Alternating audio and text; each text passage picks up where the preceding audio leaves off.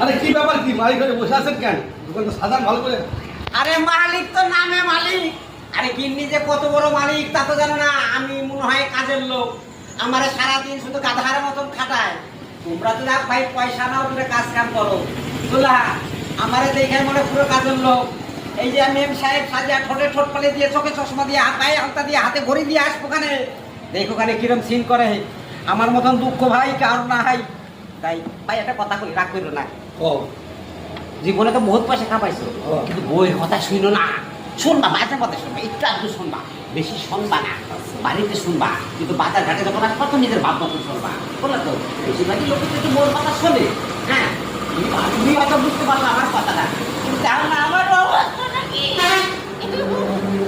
Bakery গায়ে গেঞ্জি নাই, এটা জামা নাই, তো এইভাবে কাটে দাও, এইভাবেই কাটে দাও। হ্যাঁ, বাড়ির মালিক, এগুলো বাড়ির মালিকের কথা।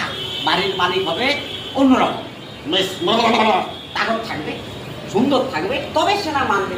আমার কথা দেখা এক পেলে ঘুগনি দেয়, কাজের লোক হয়ে আমার ঘুগনি দিতে হয়। হ্যাঁ, আর তোমরা সাহেবের মতন কাজ করো, সাহেবের মতন থাকো, খাই দেখো।